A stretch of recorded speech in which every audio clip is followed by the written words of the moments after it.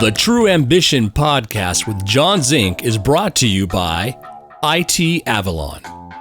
IT Avalon, IT staffing and professional services done right. Visit our sponsor at itavalon.com. Now, welcome to True Ambition.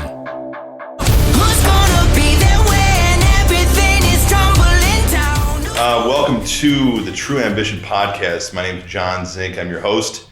And today I'm sitting here with Mr. Layne Marceau. Thanks for being here. Thanks for having me, John.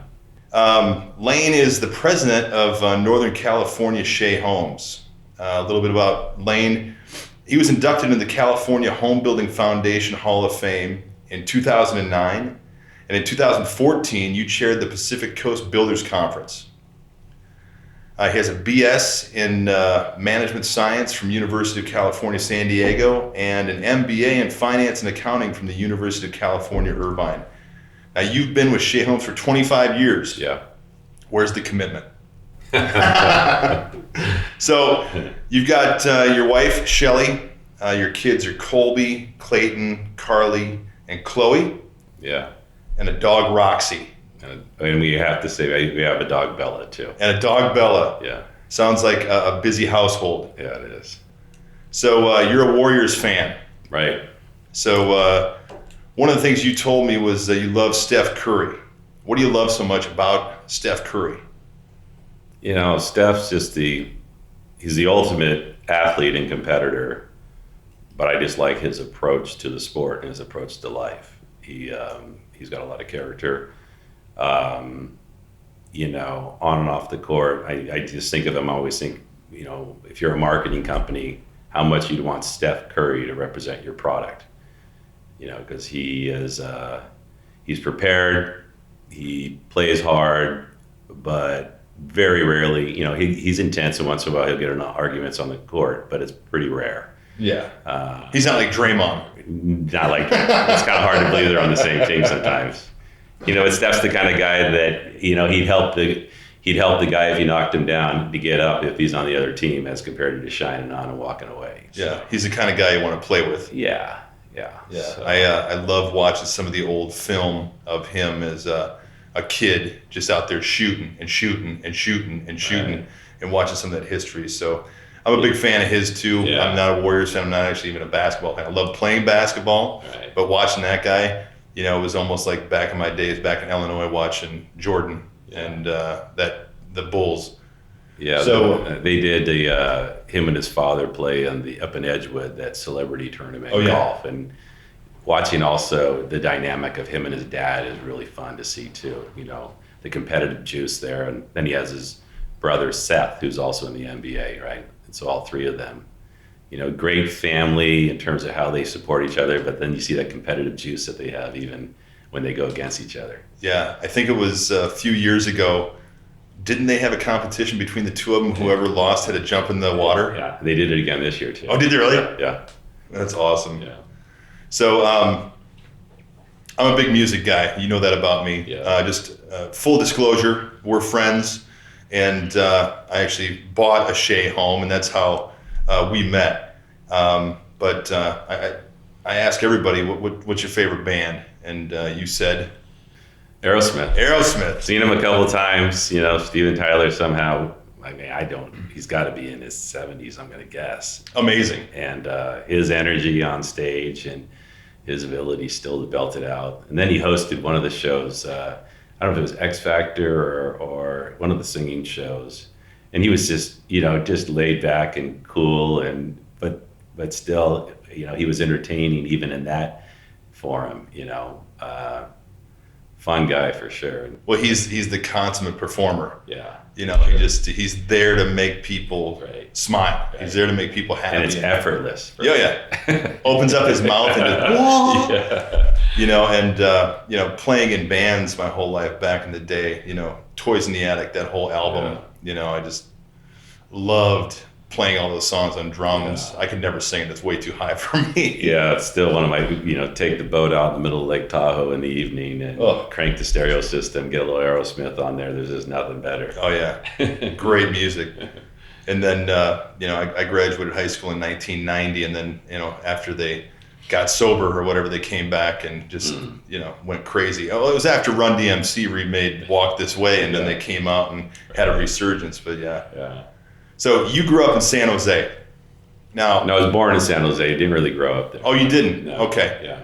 So where did you grow up at? I grew up in Mission Viejo, down in Orange County. Okay. Yeah. We moved from San Jose when I was, I think, 5 years old, and lived in Mission Viejo all for, until I went to college. And even when I was in college, I was coming back and forth to that as the hometown.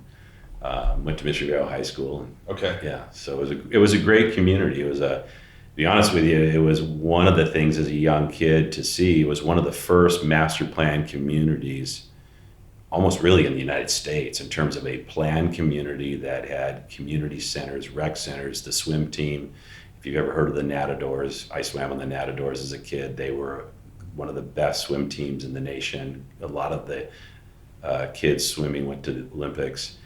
And the reason I say that is over the years in Shea, I became a master plan developer, and I always would reflect back on living in the town of Mission Viejo and what amazing job they did back then before anybody was thinking about really analyzing how to build a small city and having all the elements that speaks to family, good education, safety, the things that are important in a community. That's awesome. Yeah. I grew up in a really small town, and coming out here to California was the first time that I saw some of these master plan communities, and it's pretty cool. Yeah. Because now I see it all over the place. Yeah. And it probably within 5 miles you've got everything you'd ever want as far as restaurants, grocery stores, shopping, all that kind of stuff. Right. And then for me and my little boy, I got a 2-year-old, go right down the street and you're in a park. Yeah. It's pretty amazing. Yeah, for sure. So you talked about swimming. Were you a sports guy? Yeah, I was growing up. I was more individual sports, starting like I said when I was younger, swimming, and then in high school I was more of a skier, snow skier, water skier. Ultimately, that became wakeboarding. I was a skateboarder, but really probably from a competitive sports, volleyball was always my favorite. Okay. On the beach or? Both. Okay. I grew up a lot on the beach. Used to surf as well because I living in Southern California. So we'd surf a lot and then end up, playing volleyball on the beach. At some points there, I was on the beach 5 days a week. And so that's kind of what we did. Almost all my kids, 3 of my 4 kids ultimately were on high school volleyball. In fact, Chloe, my youngest now, she's 16. She's on the varsity team at Foothill High School. Colby, who's now 27, Colby's 6'5". He was middle blocker for Foothill High School back when he was going there. And then Clayton, who's 22 now, also played for Foothill on the varsity. And so they all were coached by the same coach, Dusty Collins. Yeah, and he's still coaching my daughter today. Oh, that's awesome. Yeah. Well, it's gonna be fun to go to the games. And well, that's what I'm bummed about right now is I don't know. She's going to practice, but I don't know as the season comes forward what they're going to allow. Oh. I'm like, please tell me the parents can come watch because I love watching volleyball, especially when my kids are playing. And we rally together on our sport court all the time. I always have with the kids. I'm like their personal side coach, and even when they're playing, they always my wife laughs. They peek up at me, right? Kind of like because they know we have almost sign language or. And so sometimes she's trying to tell me, just don't be coaching them. Let the coach coach them, right? Turn around and go, Dad, come on. Right. Show that guy out in the stands, right? So, well, what kind of a student were you? I know I was a horrible student. Yeah. I talked a little bit in a couple of the podcasts about, having to beg a couple of teachers to, listen, you don't want me back. I don't want to come back. Let's figure something out here. Right. Tell me about your school life. Surprisingly, I was a good student. I was a dedicated, student.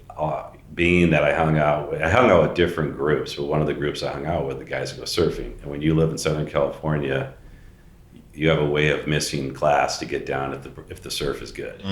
And I didn't do that. I just, the guys would always be going, and I was dedicated to my studies. And so I didn't skip school to go surfing because that was a commitment I had to education.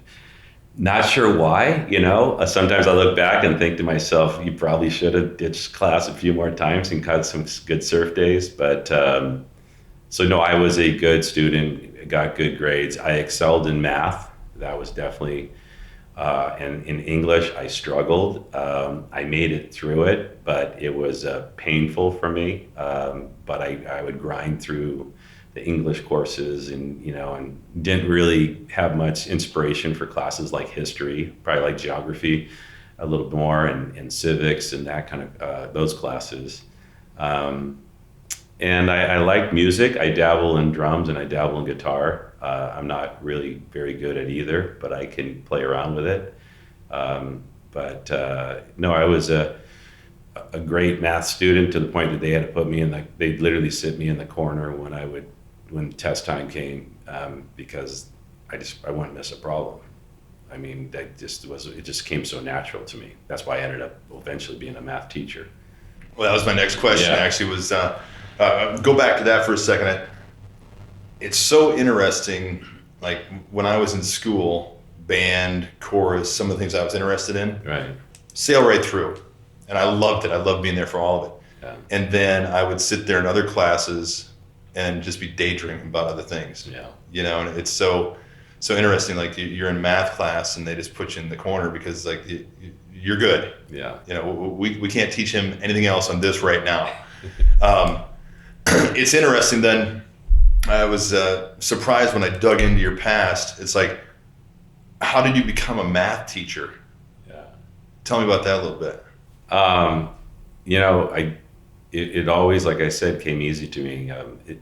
Just as you were speaking, made me think of something. I remember even when I was in 6th grade, we had a track and field track. Yeah. And I finished the book because I was getting bored ahead of everybody by so many months. The teacher didn't know what to do with me. And so we were going to have a Special Olympics come to our elementary school. And so she had me go convert the track from our measurement system to the metric system because she literally didn't know what to do with me. So I got to go sit out the track and field and kind of readjust the track for that. But that's kind of the thing I'm saying I saw it as fun. It just kind of came easy to me. And so then when I went into college, my undergrad degree was in management science, which basically is an economics degree with a few accounting classes that's what they in a UC system. They didn't have business degrees. I think only UC Berkeley was the one that actually had a business degree. Okay. They would have economics degrees in the UC system back then, and I still think today it's that way. So I was going to UC San Diego, doing good. And I was actually behind after my first 2 years. The counselor says, you need to get caught up. You're behind 4 to 6 units. So I took 20 units my next semester, and I was able to handle it. And so I just kept doing that. And the next thing I know, I graduated from college in 3.5 years. Now I'm sitting around going, maybe that wasn't so smart because I'm living down at Cardiff by the Sea, and all of a sudden I'm going, well, I don't want to leave the beach. I've got this. I literally could grab my surfboard and walk down to the surf break. But now, graduated, I don't really want to get a real job yet because my buddies are still there. They're going to school, but I need beer money. So what am I going to do for a job? And so I put in an article as a math tutor. And before I knew it, I had 25 to 30 kids, and I went from $15 an hour to like $75 an hour because I was in high demand, and I was having to literally tell parents I don't have time, I can't do it. And having fun surfing and doing that, and enjoying time with my college buddies still. And before I know it, I get a phone call because 3 or 4 of the students I was teaching all went to this private high school, and they needed a new math teacher. And I get a call from the principal, and before I know it, I'm a math teacher, and I'm 21 years old. And that's what I did for the next 4 years to help finance going. First, I went back. The first year of teaching, I studied and got my real estate broker's license, California real estate broker's license. The next year, I studied for and got my Series 7 stockbroker's license. And then the next 2 years while I was teaching, I went back to UC Irvine. That's when I got my master's in finance and accounting. So in those 4 years while I was teaching, it helped finance my ability to continue to educate myself, which at some point it was like, maybe you should go get a real job because, all these degrees and licenses aren't making you any money. Let me ask you a question about that. So that was one of the questions was, you have in the beginning so many different things you were kind of looking at, the stockbroker, the CPA. What were you just interested in learning more? Or were you kind of at that time going, I'm going to get ready for wherever I'm going to go. Yeah. And in order to do that, I'm going to make myself ready to make that jump for whichever direction I go? Yeah, a little bit of both. I mean, I think I was somewhat of a sponge of the learning, always saying that once you learn it, no one can take it away from you. Right. And starting with the real estate one, the reason why I say somewhat, it was my dad at that time had moved to Texas, and he started getting into real estate syndicate. Back then they'd call it real estate syndications, which he would create these limited partnerships with investors, and they were doing real estate deals in Texas. And I was intrigued listening to him about that business. The syndication means a whole bunch of people coming together, where you would get 30 to 40 limited partners, and then you'd have a general partner, and that would be the finance. That was the way you get the finance, and you go forward and do a real estate deal. Okay, great. And so that's what he was doing. And so I found it intriguing. And I wanted to learn more about real estate. And the more I investigated it, you could take a few classes and you could be your sales license, but then you have to hang that with a broker. You have to find a broker.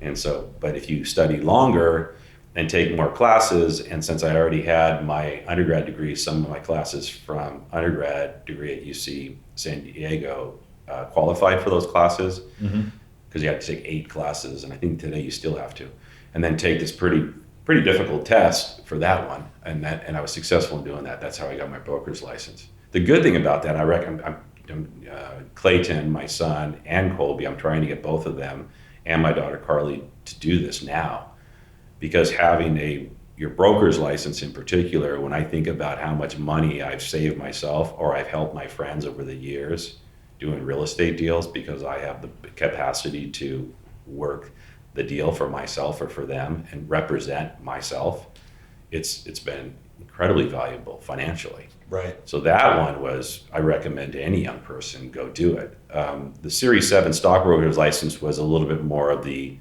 intrigue, and I was just getting older and trying to think, I didn't know much about the stock market, how all it works. So that was really more about wanting to educate myself and better understand how it works if I was going to invest in the stock market.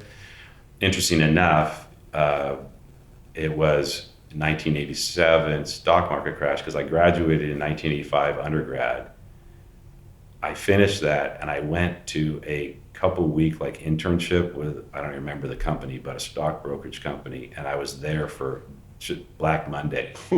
Yeah, which was in 1987. I'm trying to remember the month, but yeah, and that kind of was like watching people, not have such a great day. Yeah, looking at the looks on their faces. Yeah, so I kind of I didn't pursue that one at that time, but it still was valuable to learn, right? And then the MBA, doing that was just great to continue to advance myself, and I had the time with teaching high school. I was able to do that in the mornings and do the classes in the evenings, grade papers before I went to bed, and do it all over again. So, No, that's great. So we had talked just a little bit before too, and one of the coolest jobs I've ever heard of is that you were a bartender at the Playboy Mansion. That's pretty cool. Yeah. Actually, some of the guys we were sitting around talking with, why did you ever quit that job? Yeah, that was fun. But just tell the story quick, because people are going to want to hear how you got the job in the first place. That's the entertaining part.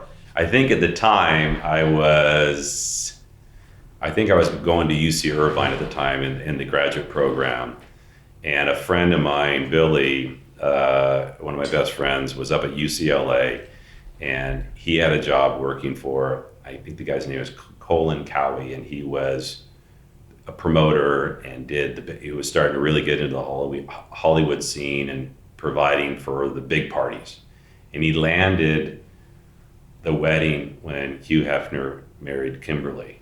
And so Colin Cowie comes to Billy, who's his main employee, and says, we need more bartenders and servers. And Billy says, well, I have plenty of them. And plenty of them was basically his group of buddies that he went to high school with. Right. I was one of like 10 guys that got to go do this gig, which we were shocked that we actually got paid to do it. And so, yeah, we literally bartended / served the wedding reception. And then we did such a good job, we got invited to come back and do the pajama parties.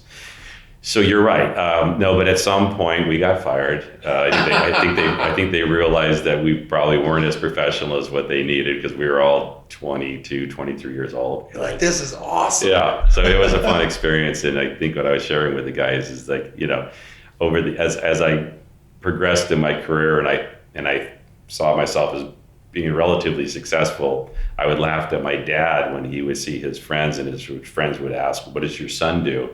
He would usually, before he talked about me running the company, he'd say, well, he worked at the Playboy Mansion. And I think that was probably, and my dad was most impressed with that job, right? Oh yeah. That's always a good feather in the cap. So you worked at Deloitte. What did you do at Deloitte and Touche?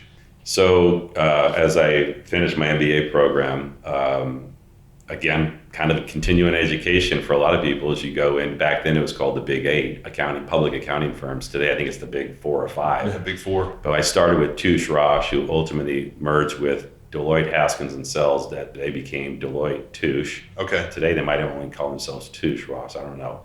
But so yeah, I went into public accounting, kind of a grind. I had my accounting focus that I had, and I thought it would be a good step towards, ultimately I saw myself as being a CFO of a company. Mm-hmm.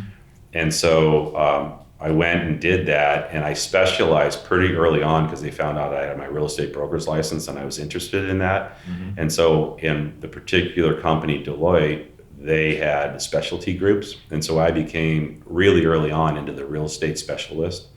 And so not only was I doing audit, but I started doing real estate consulting. So I was starting to do financial analysis for companies, and did it for 8 years, which a lot of people, you go for 2, 3, or 4 years in public accounting, you get your certified public accounting CPA license. So I have that license as well. Right.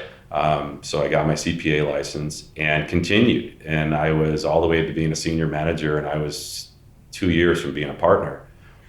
And as a senior manager, and I had a lot of autonomy and some great partners I worked for, I kind of saw what the partner life was as being in public accounting.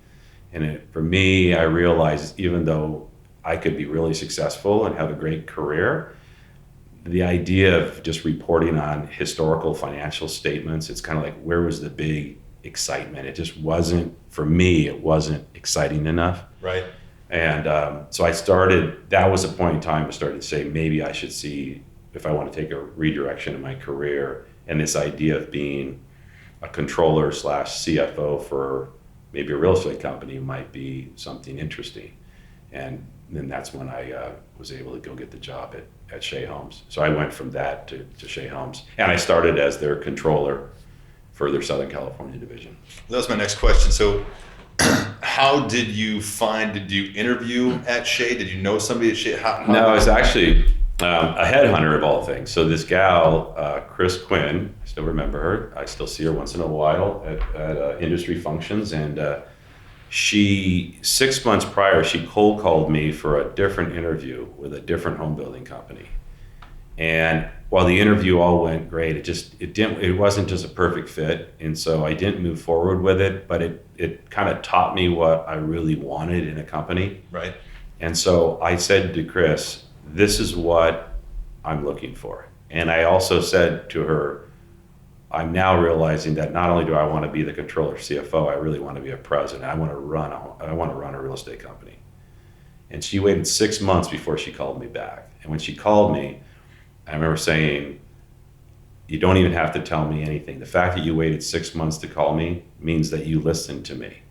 and I'll go to whatever interview you got lined up for me, because I believe that you didn't. If you would have called me 3-4 days later or a couple weeks later, I would ask more questions. So right. I just went to the interview with Shea, and I flat out told the guy at the time, who was the division president, Les Thomas, I told him that I really wanted to learn the business, and I said, if I can get the job done of running the accounting and finance for the division, if I can get it done in 80% of the time, that 20% of time that I have left over, will you teach me the business? Because I don't know the business, and I want to know the business. And Les said yes to that, which was awesome. He knew right out of the gate I understood the finance and accounting, and that was his weakness. He was really more of an operations guy and a marketing guy, and he was good at running the company. So we became kind of a good team together, where I was really helpful to him and understanding what was going on financially. And he was just as great, phenomenal in terms of really doing what he said, which was letting me understand architecture, community development, going through and understanding operations, walking the field with him. And so that was really the best decision I ever made. It was great from doing the job, but it was more important for me was the growth that I was able to have, because he was committed to doing that for me. And it was great for him. It was great for him because we made a great partnership. Exactly. And his needs relative to, if you're running a company, if you don't really understand finance and accounting, you better have someone you trust that does, because there are such critical decisions that are made, and the books and records have to be kept. So. But that's for any company. For any company. It's like I've got numbers. I own an IT staffing company, and the first couple of years, flying by the seat of my pants. Right. It's just like I had my first back office manager who came in. I just pretty much handed him a stack of papers and said, "Here you go." And he looked at it and said, "Oh my God, what am I going to do?" Now, I've got a CPA and a numbers person that just do nothing but take care of that and make sure we're all good. Mm-hmm. So it's so important. One of the things I was going to talk about, going back to what you said before about your headhunter. Mm-hmm. So important, because I started out as a headhunter, and with an IT staffing company, we're affiliated with a headhunter type company. When people are looking for jobs, when people are talking to recruiters and headhunters, just like what you did, it's exactly what people have to do. Tell people what you want.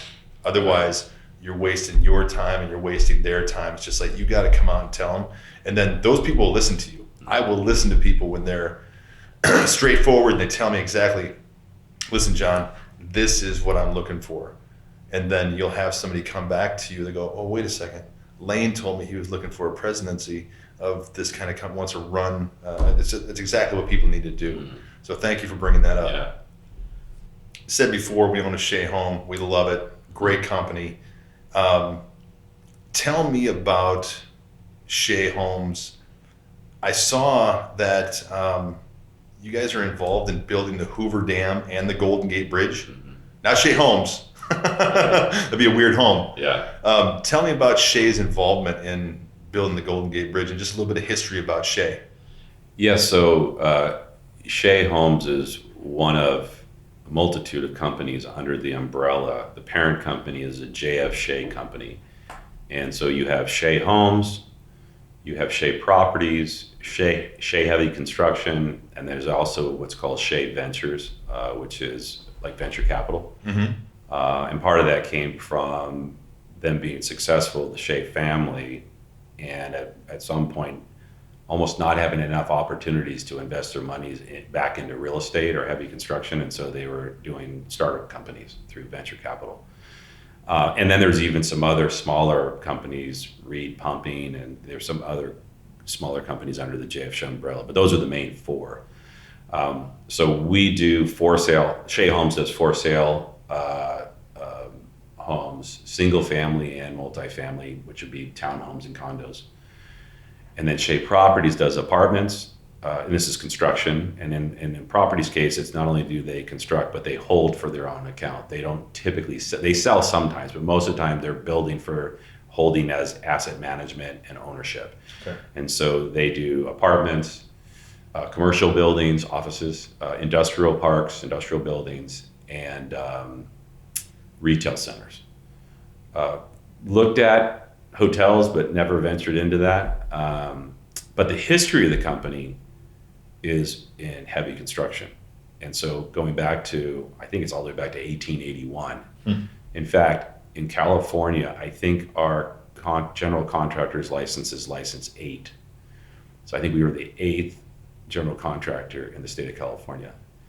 And so Shea Heavy Construction was a plumbing and ultimately dams and tunnel type of company. And as it grew in prestige, it started doing some of the biggest and most iconic infrastructure projects in the United States. As you mentioned, I think we were the master developer, or we are a co-partner in doing the Hoover Dam.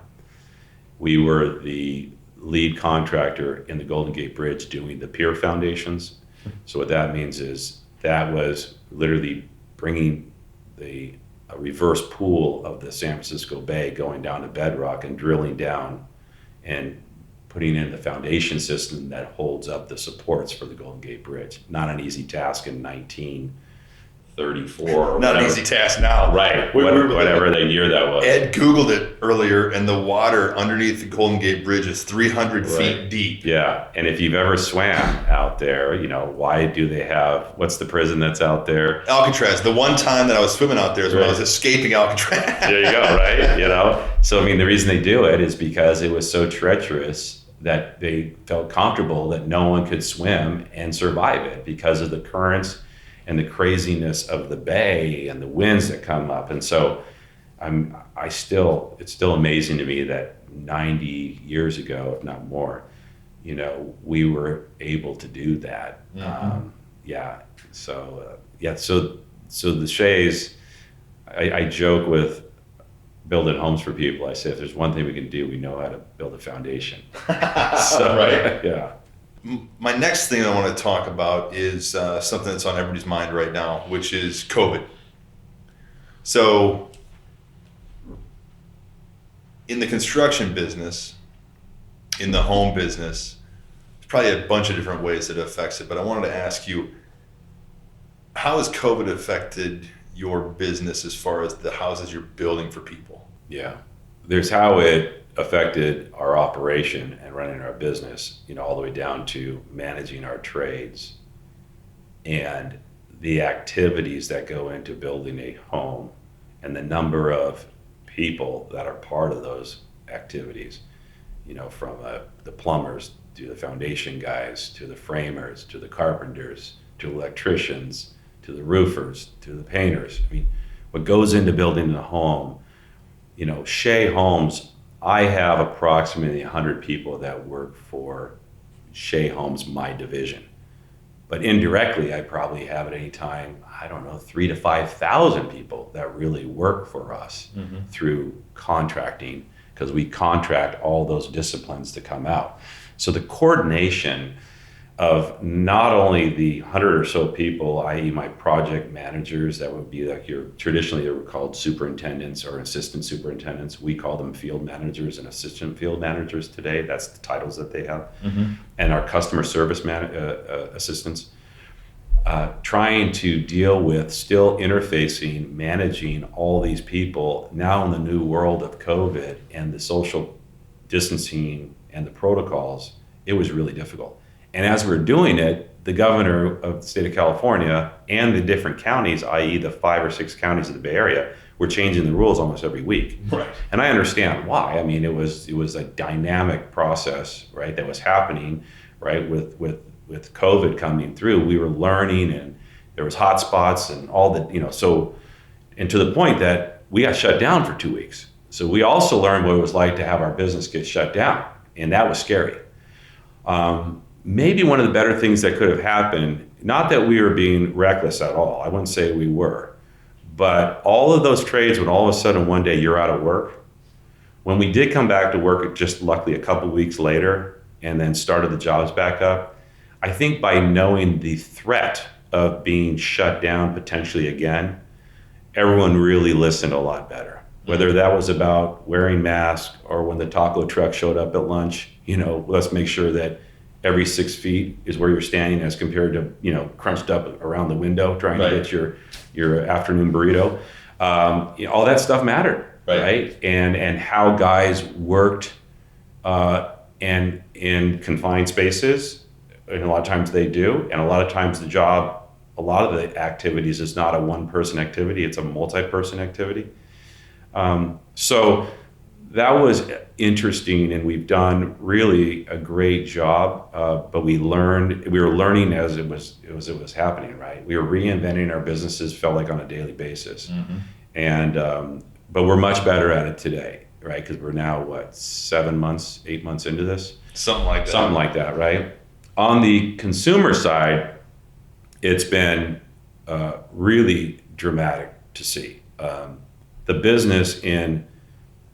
The business of selling homes was actually really good pre-COVID. We were coming into a good year in Northern California. The market was good. Right. We were selling more homes than we had anticipated in the months of January, February, and then even coming into March. And March 17th or 18th hit, and it just shut off. I mean, it shut off. We didn't sell another house in March. We sold a net 4 homes in April. What I mean by net is, in our business, you have new escrows, and then you sometimes have cancellations, which is someone that decided to walk away from their contract, which is a cancellation. We had almost as many cancellations as we were having new people signing up to buy a home from us. Because everybody's freaking out. Because everybody's freaking out. Right. And to be honest with you, we were revising our forecast every week ourselves. We didn't know where this was going to go with our business. Yeah, so are we. It was like, what's going to happen? Yeah. And so, April was an interesting month. And then May was when things weren't great around the country, as we all know, but there was more stability was coming forward. And I think we sold 16 net homes in May. Come June, dramatically different. All of a sudden, it's buyers looking at lifestyle choices, consumer preferences, and what was happening for the first time where employment was changing in terms of go ahead and work from home. Because it went from otherwise it's going to be our business is shut down. Because legally we weren't even allowed to have people, basically business as usual in the office environment. I think what they call it, minimum basic operations, was the only people that could be in the office, which was like your office management, mail delivery, just a few functions that kind of needed to happen. So the majority of our people were working from home, and a lot of the tech companies, pretty early into this started saying to people, we won't see you until 2021. Or we might not ever see you in the physical office again. And so we've all started to get accustomed with Zoom and Microsoft Teams and what it's like to work from home. Surprisingly, we found that we were very productive and became comfortable. I can believe how quickly we became comfortable having, whether it was an architectural meeting, where now I've got 10 people, in the gallery of a Zoom, and then one person that would be like the architect could take control of the screen and put the architectural floor plans up, and we're all working live, and he's got a CAD system and he's changing room configuration and stuff on the fly on the screen. We're all engaging. I'm like, wait, we're just as productive as when we do this in the boardroom, all physically sitting there. So, and that's just our business, but a lot of businesses were finding it so much that the buyer preferences of, in particular, younger people, let's say 25 to 35, maybe even to 25 to 40-year-olds, some people like to call them millennials, that were in San Francisco, San Jose, Oakland, by necessity, because their job was there. And with the traffic congestion of the Bay Area, that's kind of where they needed to be. But they're paying $4,000 to $5,000 a month for rent. Mm-hmm. But they also liked it because there was bars and there was restaurants. And that's where the action. There was cultural. There was action. Yeah. Well, the action got turned off, and it got turned off enough, and then all of a sudden I don't like density, right? And all the rules that go with density. This isn't fun anymore. It's time to get the heck out of the cities and go to suburban neighborhoods. So the suburban neighborhoods that we have, which would be cities like Mountain House, Tracy, out in Lathrop, Brentwood, Oakley, Antioch, Fairfield, and I'm not saying we're building in all those, but those places, more suburban neighborhoods, everyone is flooding to those neighborhoods, and they still are today. Mm-hmm. So our housing demand has skyrocketed. In fact, starting in June, and especially in July till now, we are having almost breaking records for the type of sales that we're having in the suburban neighborhoods. And we'll see. Are we stealing demand? Are we taking what would have naturally been 2, 3, and 4 years of demand? Because as those young people started getting to that stage in their life, some point they were going to settle down and they were going to move to suburbia. And now this has accelerated that decision all into like a condensed time frame. They all decide, let's just make that decision now. Right. If it's that, okay, then are we just taking all, and then all of a sudden it's going to shut off? I don't know. Yeah. But at the moment, there's still a lot of energy right now. And it's a shift of where they are comfortable. Where is the community that they want to live? And where they want to live is in a single family detached home.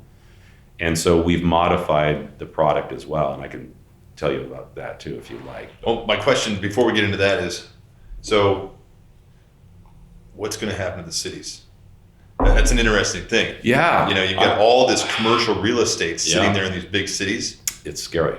It's scary. I don't know. I mean, it'll be interesting. So you got a combination of things. You got when the leases expire, right, will these companies not renew their leases for their 100,000 square feet of office space, right? Or if they do, will they condense it down to 25,000 from 100 because they only need some core services or office pods and people because they come in once a week instead of five days a week? I don't know. And then what's going to happen to the apartments and the for sale market that are in the cities of housing? That's going to get interesting too. Mm-hmm. You look at a city like San Francisco before COVID, it was already starting to struggle. I mean, the real estate prices continue to go up, but just the experience, at least for me, living here for 20 years, San Francisco 15 years ago compared to San Francisco today, for me, is very different. I don't like it like I did before. I would before couldn't wait to take my wife, go stay in a hotel, go to a nice restaurant, go shopping, go down along the wharf. And today, it's very different. Mm-hmm. It's really lost. It feels dirty. There's a lot of drugs, unfortunately. There's a lot of homelessness. There's a lot of social struggles, right? Okay, but now I have a discretionary decision about, because it is discretionary, where I want to go do entertainment, where I want to go. I'm now saying that's just not for me. Well, what if everyone feels that way about that particular city and some of these other cities? So it's going to be interesting to see whether this migration, happens or not. And then it's like, because there was such a strong movement in our business, the pressure by communities was for everybody to move into density, because more of the environmentalist movement was keep the hillsides pristine, push everybody, mass transit, get the automobile off the road, put everybody in mass transit, put them in hubs, and I want the offices to be dense and I want the housing to be dense, and then leave the grounds where you can more pristine, the rolling hills. And still today, it's one of the reasons why Northern California is so beautiful, because it still has a lot of its hillsides. But there's that whole thing's kind of reversed right now. People don't want to go on BART, right? I mean, I haven't been on BART yet. I haven't been on BART for 7 months. And I don't really plan on going back on BART anytime soon. Well, BART ridership's like 5 or 10% of what it was, which means, everybody else feels the same way. Feels the same way. Yeah, I don't.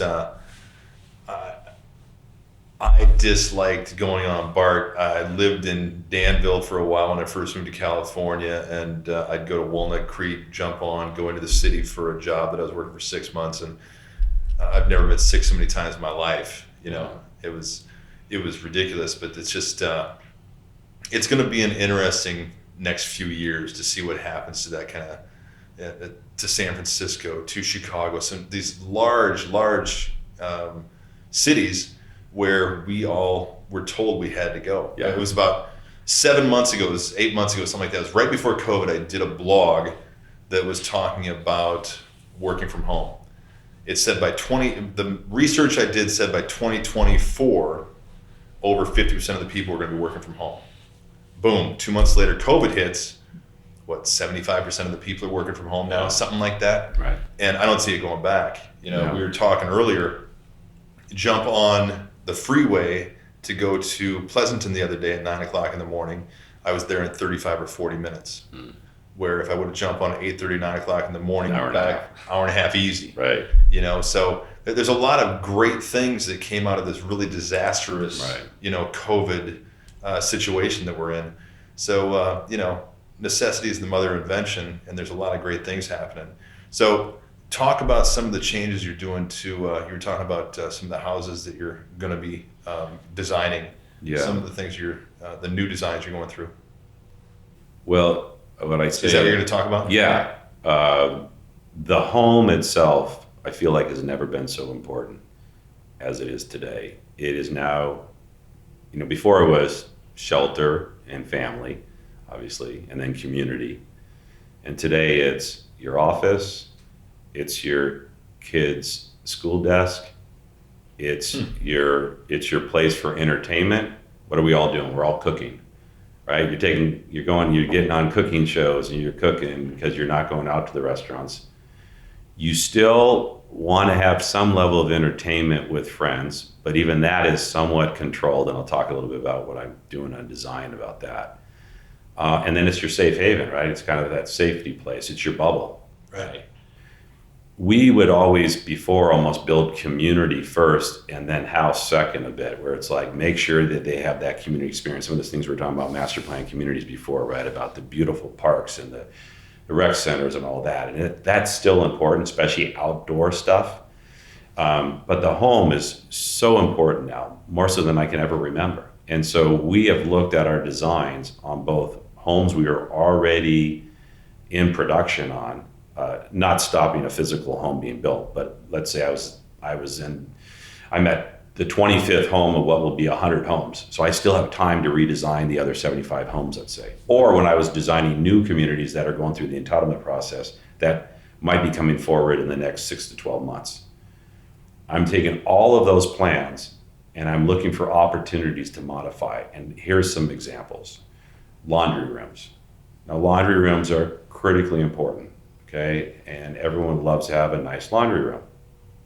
And, your entry closet, coat closet, kind of important as well. But if I told you, if you've had the experience lately where you don't have a place quiet without the dog barking or the kids running around, where you can take your important business calls now that you're working from home, and I tell you I can take your 7 by 7 foot laundry room and I can convert that into what I call now an office pod. It's because it's not even a real office. I mean, pre-COVID, I would never build an office that was less than 10 by 12. Right. People now are saying, just give me a pod. Give me any place that I can go that's quiet. I can shut the door, but give me some fresh air, hopefully. But a place I can do a Zoom call and I got good Wi-Fi. That all of a sudden it becomes so important to all of us, right? Whether it's us working or the kids taking a midterm or whatever it might be. So when I offer that to somebody and I say, but now I'm going to take away your coat closet, I'm going to give you a stackable washer and dryer, I'm going to put that in your coat closet, but I'm going to give you an office pod in your house. People are like, I'm taking that office pod all day long. Right. So that same space, I can also flex to what I call a Peloton room. And I use Peloton because it's kind of the rage right now. Right. Everyone's doing Pelotons, or it's a stationary bike, or it's your home workout, right? Because the gym has been closed. Well, is the gym forever going to be closed? Probably not. But some of us, even when it opens back up, just the idea of sweat and wiping down machines and going into a gym kind of feels a little risky, right? Now, if all of a sudden I go, well, I got you a 7 by 7 or 7 by whatever room, and you can put a Peloton in there and some yoga mats and some kettlebells, and you put a mirror in there, and now you got your little workout space, all of a sudden they go, hey, no, I like that. So we're looking for opportunities like that. We're looking at spaces where kids can study as well. So you might still have the office pod, but you can't forget that you might have a 8-year-old and a 12-year-old at the same time. They're on Zoom. So what are you going to do about their room or outside their room? Can I have a common little study cove space that the kids can get connected? The connected home has never been so important. When I mean making sure the Wi-Fi is at top notch, right? Cat 6, you got what are you doing? What am I doing with the mesh? And I'm not a techie guy, so I got to be careful to get myself in trouble. Just put mesh in my house. Right, getting the mesh, and so making sure that it works, okay? And in the new homes compared to, I live in a 20-year-old home, and I'm struggling right now with my kids because the Wi-Fi the bandwidth is only so good. But in the new communities, let me tell you, we got great bandwidth and we got great options and a lot of it's standard in the home that I'm building. Another thing we're focused on was outdoor spaces in homes, which would be like, some people call them California rooms or outdoor rooms. We are now looking at expanding those, or if we didn't have them available in a design, we're designing them in. And what I say about that is, I want to have my friends over, and it's a little bit like, well, yeah, why don't you come through the side gate? And I'll meet you out there, and we're going to have a glass of wine, and we're going to watch a ball game in that outdoor space. And I think people are more comfortable in the COVID world of there's fresh air coming there, and so don't come inside my house and bring your germs inside my house, right? Yeah. And so we've done it. No, we've all done. I had friends over last week, and literally that's what happened. They wanted to. They said, I hope you don't mind, but we want to come in the side. Right. And we're going to barbecue. And so we basically did, and I have an outdoor TV, and we watched the ball game, and we did everything outside. And so a lot of focus on that too now in our design. And those are, there's a few other things we're working on too, but we jumped all over that. And I think we haven't even got them to the market. I'm already having good sales right now, and we haven't even brought that to the market yet. That's all starting to come to the market now in the next 3 to 4 months. Well, it's going to be huge. Those are all great ideas. That California room, that's a favorite part of the house. Right. It's just, that's where we spend 95% of our time. Yeah. Put a TV out there. You get to be outdoors, watching TV, hanging out. I just absolutely love it. So, you already talked about it a little bit before, but what really gets you excited about what you do today? Well, back when I was, before I was division president for Northern California, and when I was the controller / CFO for the Southern California division, I had a stop off at corporate, or Shea corporate, and I became part of their mergers and acquisitions team. And so we did some large company, not just land transactions, but company transactions where in one case we bought Mission Viejo Company from Philip Morris. In another case we bought a UDC Homes. That was in 1997 and 1998. I was just a young kid. And those are big companies, right? Each deal was a half billion, not million. So right. $500 million deals. In fact, the Mission Viejo transaction, 1997, I think was the largest real estate transaction that year in the United States. Interesting enough, I grew up in Mission Viejo. So I ended up when we bought Mission Viejo Company, we bought the remaining assets of the cities of Mission Viejo, Aliso Viejo, which is an adjacent city, and then the Highlands Ranch Master Plan Community in Colorado. And so that was a big deal for me to be part of. I still love the art of the deal. And luckily in my position, buying land right is, you live or die in my business about your land deals. Mm-hmm. And so even though I have a team of unbelievable experts in land acquisition and finding land opportunities, I'm there all the time with them, hand in hand, working on those deals. And is the land opportunity about location? I mean, is the old deal location? Yeah, location? Sure. Yeah, it is. In the market of Northern California, I got to tell you, you got to be pretty opportunistic. If you say, I am going to be restricting myself to this is what I want, good luck. Yeah. Because it's so hard to find land opportunities in Northern California that you have to be flexible and what I call, opportunistic. Luckily we do. I'm doing a fourplex, or not a fourplex, I'm doing a 12-plex 4-story product in Fremont right now with commercial elevators and, more or less mid to high density. And I'm doing luxury homes in Brentwood. Mm-hmm. And I'm doing a lot of different things in between. So on all of the type of products we focus on, we like to bring good quality to them and innovative design. We like to pride ourselves on that, but we'll do a big diversity of product type and product location. And you kind of have to be in this market. Otherwise, you're just going to be the guy overpaying for land because you're going to just bid it to a point that you get it. But okay, I hope your returns are okay. Right. So we like to try to be more balanced, okay, and flexible. So, kind of going through this whole podcast series is called True Ambition. So something that changed my life a while back was a quote that I read.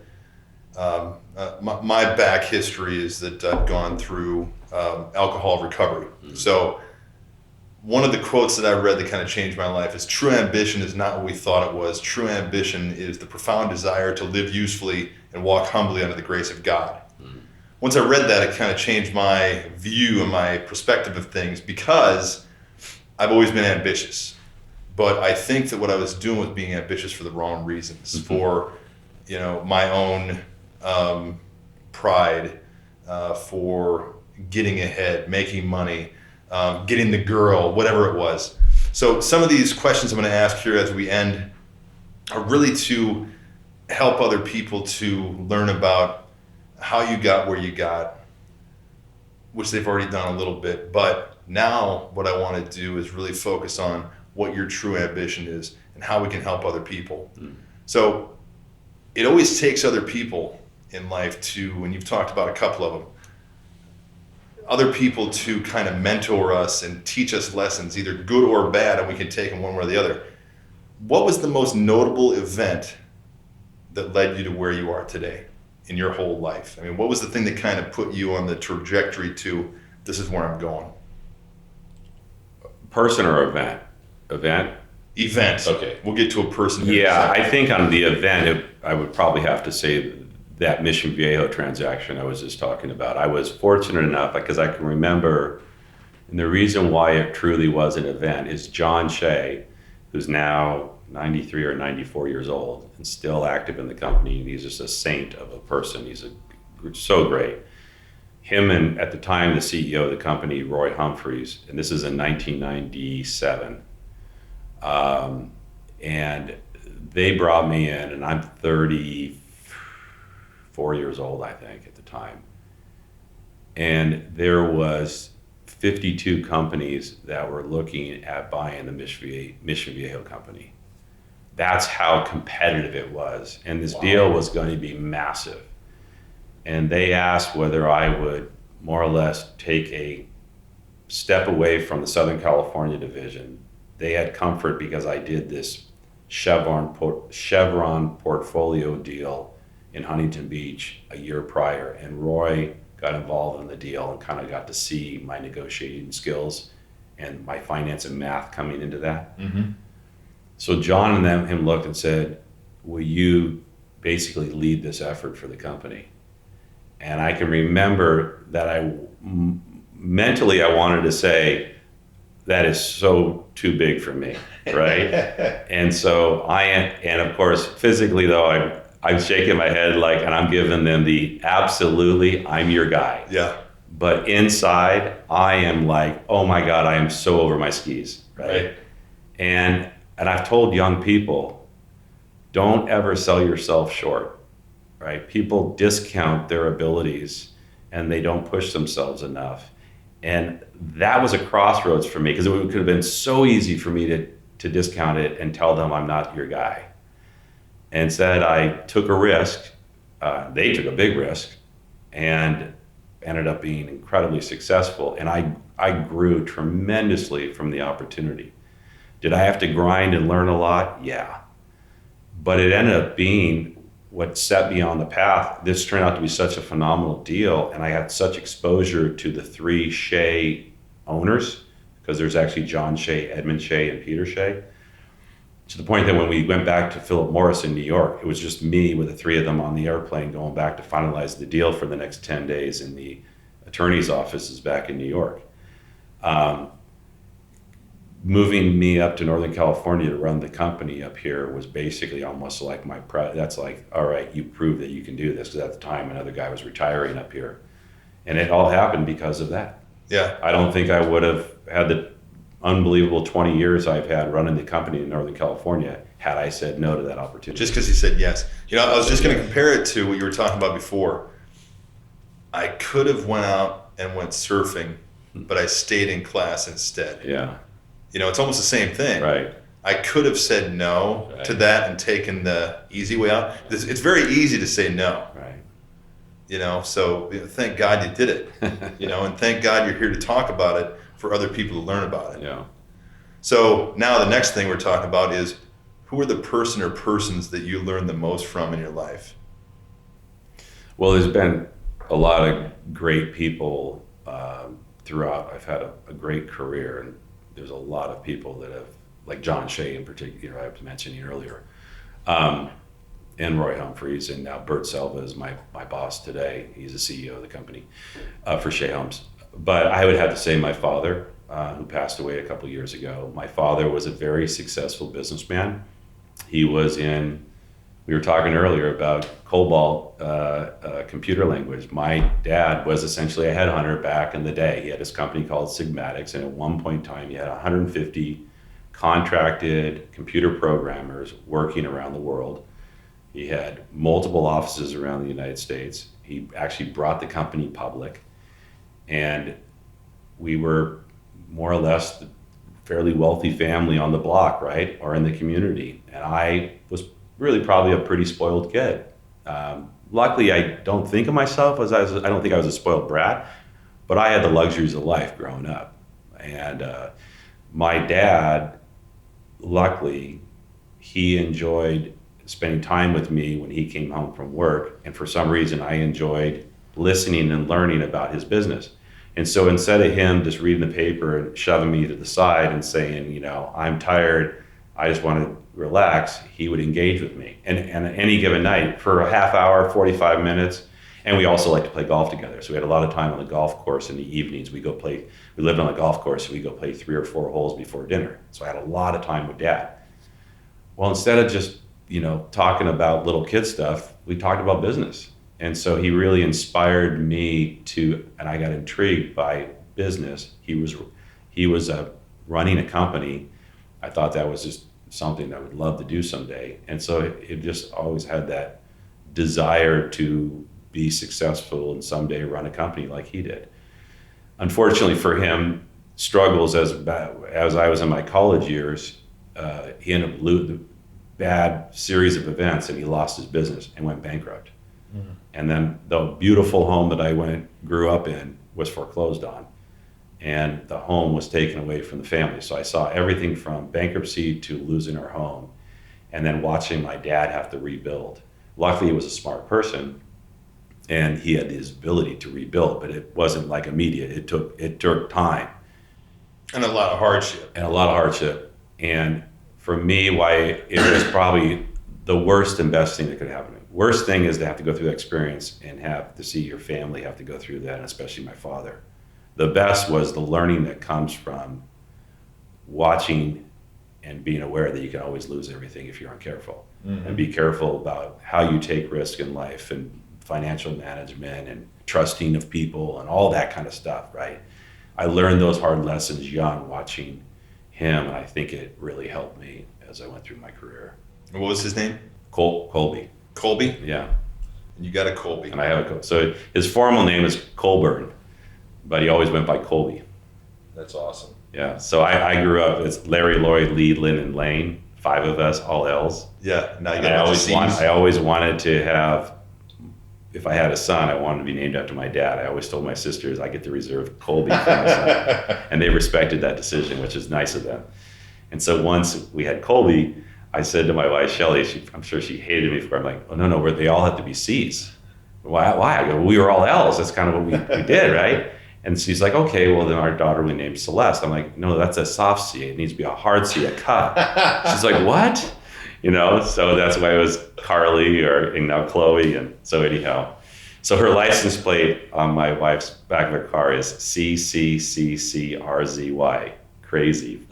As in, especially when the kids are younger. They're older now, so they don't drive her. She's had that license. She's not going crazy right now. No, she's had that license plate for a while. But when they were all young, right, she'd say she was going crazy. That's awesome. Yeah. Now, so he had a bunch of programmers all over the world. You said pretty much. Yeah. Most of the United States, but I know he was doing things internationally too. But yeah. That's awesome. So what year was that? He had to be one of the first headhunters. I mean, oh yeah, this is 1965 probably to 1975. I'm going to guess in that time frame. Yeah, that's awesome. Yeah, yeah. I started in I think 1996, right before Y2K, and COBOL and RPG AS400 was still going strong. Yeah, you know. So, are you a regimented person? I mean, do you do everything the same every day? I try to be regimented on like working out, you know, try to have a program, a discipline of working out. I don't know that I'm regimented because I'm a multitasker. Mm-hmm. Probably have a little ADD in me. I constantly have to do multiple things. And so I'm busy. My kids think I'm actually probably on the hyper side, right? It's like I'm constantly going. And they think it's kind of funny sometimes. So like, man, your age, when are you going to slow down? So no, I don't know that I'm overly regimented now. So you talk about like working out and stuff. What are some of your daily rituals? Well, it's changed. You know, I used to be more of a, weights kind of guy and not enough cardio. And I knew that was probably a problem. And then with COVID, I bought a Peloton, and so I do a Peloton now, and I try to do swimming laps. I love swimming still, and so I'm trying to do more cardio. And so it's kind of shifted. It's going to be interesting to see if I go back to more of a free weights and weights program, if I get comfortable going back to the gym or not. We'll see. Well, we got we get the Peloton, we get the Peloton tread, and built out one room where it's just a gym. I don't ever want to go back to a gym. Yeah. It's like there's nothing better than getting up in the morning, brushing my teeth. 5 minutes later, I'm on my bike. Yeah. And it's just like I enjoyed the camaraderie of a gym, but right. Just going in and doing that, I just don't enjoy it. So it'll be interesting to see what happens. Yeah. I try to get it done in the morning. 6 in the morning, and for me too, if I can get something like that done that I feel like is helping me from a health standpoint, that I think I do better at work. Me too. It's like having that victory of accomplishment early in the morning as compared to just sleeping in and feeling lazy and kind of feeling like the day didn't get going. Yeah. So no, I need to get up and I need to hit it. Yeah. Otherwise, because if I always do that, if I say I'm going to work out this afternoon, by the time I get home with Johnny, put him down and go, I'm not doing anything. Right. I'll probably be in my neighbor's backyard smoking a cigar. Right. Yeah. So the last question that I ask is a question that I ask at the end of every one of these podcasts. So, like I said before, the name of this podcast is True Ambition. Right. So, what is your true ambition? 2 ways. One in your work life and the other in your personal life. First is work life. Well, work life, it's interesting. I think your true ambition changes as you go through life. If I go back to being younger, my true ambition was all about financial success and material success, right? All the way down to I want to get a Ferrari by the time I'm 25. Right. Well, at some point I had the financial means to buy a Ferrari, and I've never owned a Ferrari. But it was for some reason when I was younger, that was kind of like this aspirational thing, right? And so when I was younger, there was, work. It was always a means to more material things and financial success, which I felt came with bringing comfort, right? But there was a point in time in my career, thank God, is that once you realize how much money takes care of just your basics, right, that you need, mm-hmm. And then I felt like there was an evolution of how I looked at my work, and instead of thinking of work for a paycheck, I thought of work differently, which is, it was just more of a mindset. I worked because I wanted to work. And even if they, almost to the point of, even if they didn't pay me, right, would you still do this? And so I think, well, yeah, I probably would, because and got this point of, work became more enjoyable when I stopped worrying about making money. I still made the same amount of money, but mentally I stopped thinking about it that way. Right. And I started looking at it for all the reasons why. I just let it be part of my life. And that's what it is for me now. I thrive. I love it. Even if I could retire today, yeah, I'll kind of look at that going, no, that doesn't sound so good. Or before, I can remember when I was younger thinking, oh, I'm going to retire when I'm young, like success. Oh, yeah. And now today, when I think about, I'll be on the golf course all day long. Right. And also I'm like, no, not really. I need the challenge. It's the team. It's like, and then the latest evolution of all of that, I would say, is in the last few years, I now have 3 individuals that have worked closely with me that are now division presidents for other home building companies. And that is really cool. And a lot of the other reason I like to work is to see other people that work with me that I can hopefully do a good job of managing and leading and inspiring, and see them grow, and hoping that I had a part of helping them grow in their career. And so that's kind of where I am at with work today. Other than the fact I'm lucky that we build something that people love, which is their home. And we talk about the home as the American dream. And how lucky am I that I get to build people's, what they see as their American, be influential in helping them to achieve that. Right. It's really a great business from that standpoint that allows me to do that. On the personal side, I just always love kids and family, and having 4 kids, for me, it's all about engagement with family, and COVID actually has been good for that. I mean, I gotta tell you, me too. The family unity for me this summer, oh my gosh, my college kids were back in the house, and we bought a cabin in Tahoe, and I got a boat, and we were on the boat every morning and every evening, and we're wake surfing and having fun together. And within careful protocol of COVID, friends can come and be part of that, and all the young people I've had on the boat helping teach them how to wake surf and stuff. It's been really a great, unbelievable summer for me. But yeah, just being a good father and husband, I mean, that's kind of the ultimate on the personal side. And I lost both my parents in the last 2 to 3 years, and so prior to that too, was always wanting to be a good son. Yeah. So. Well, awesome. This has been a great podcast. I appreciate you, Layne, for coming in here. Yeah. Everybody, it's Layne Marceau from Shea Homes, president of Shea Homes, Northern California. Good friend of mine, and I appreciate you coming in today. Yeah, thank you, John. So check out the rest of our podcasts at www.trueambition.org, and we'll see you next time. The True Ambition podcast is brought to you by IT Avalon. For more information and links to other episodes, please visit www.trueambition.org. Now, go find your true ambition.